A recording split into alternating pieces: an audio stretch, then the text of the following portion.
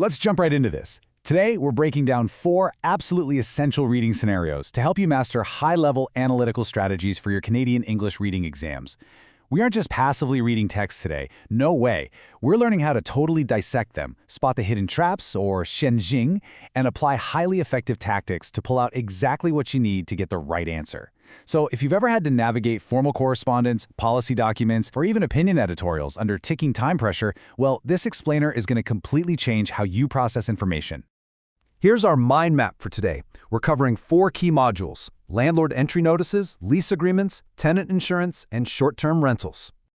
Module 1. Navigating landlord entry notices. Let's look at the move-in phase. All right. Imagine a super common exam text. A landlord needs to enter an apartment next Tuesday to replace a smoke detector. So on our mental whiteboard, here are your critical guanjianqi, your keywords. We've got smoke detector, mandatory inspection, and grant access. When you're scanning a reading passage, these high-impact terms literally dictate the entire purpose of the text. You have to recognize these instantly, like right away, to understand exactly what the test question wants from you. Now, here is a crucial piece of Canadian cultural background you have to remember for these tests. Landlords cannot just show up unannounced and demand to come inside. No way. The law strictly dictates that a 24-hour statutory written notice is required. Understanding this legal context is a total game changer. It helps you anticipate the direction of the text and immediately cross out those incorrect multiple choice options because you know for a fact the letter has to specify a time at least a day in advance. And boom, here is where we hit our first classic assumption test. It's a super common exam question type. In Chinese, we call this a 陷阱, a trap. The text sets up a situation, and then the comprehension question asks, what if the tenant isn't home for the inspection on Tuesday? The trap here is assuming you need to reschedule, or worse, that the inspection just gets canceled. Do not fall for that 陷阱. So what's our 攻略, our strategy, to beat this trap? It's simple. Read the fine print. The answer to this specific trap is almost always hiding in the tiny text at the very bottom of the notice. It'll casually say something like, if you are absent, we will use a spare key to enter.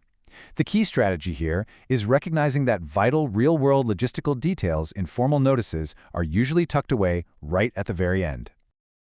Moving right along to Module 2, Decoding Lease Agreements Effectively.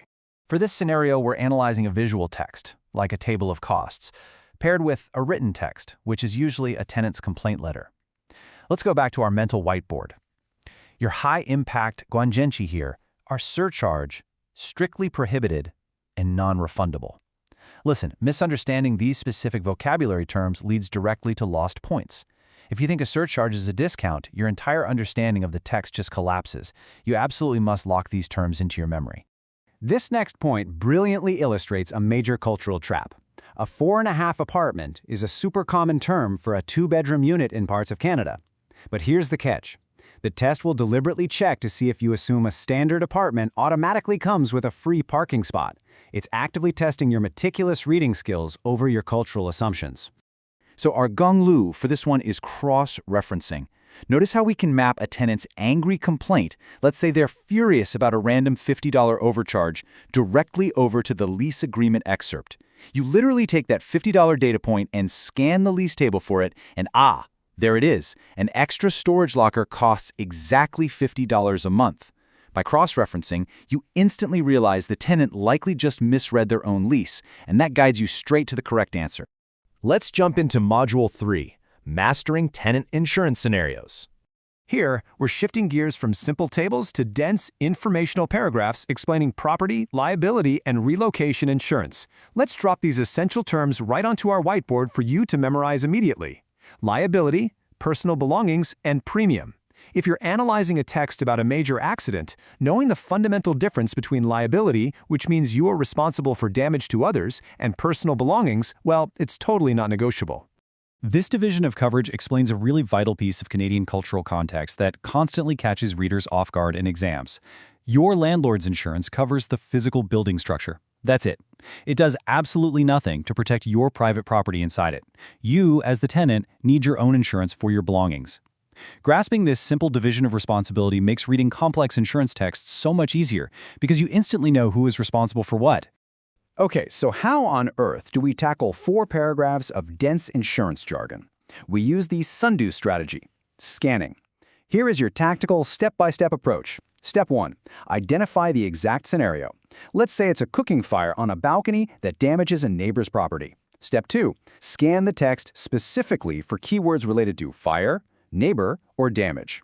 Step 3. Match it to the exact claim clause, which in this specific case would be the liability paragraph. Remember, you aren't reading every single word. You are using sundu with extreme purpose to save precious time on the clock and match up the correct answer.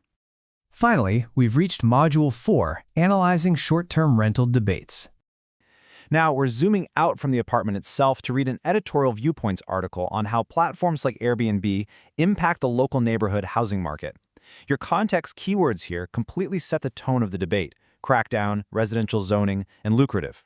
When you see these terms pop up, you know immediately that the text is dealing with strict government regulations, responding to highly profitable but potentially disruptive rental businesses. Following this timeline maps out the economic reality of the Canadian housing market, and this forms the foundational background logic of the author's argument. Step 1. Short-term rentals increase. Step 2. Because of this, the long-term housing supply drops. Step 3. Local rent prices go up. And Step 4. Cities enforce strict regulations. Look, whether you personally agree with it or not, understanding this exact cause and effect chain is 100% required to correctly answer author intent questions. And this brings us to the ultimate strategy for editorial texts: separating fact from opinion. The author might state a fact, like the platform boosts tourism. That is an acknowledged data point. But you absolutely must distinguish that from the author's ultimate viewpoint, their opinion, which might be, the government must strictly regulate to protect local tenants.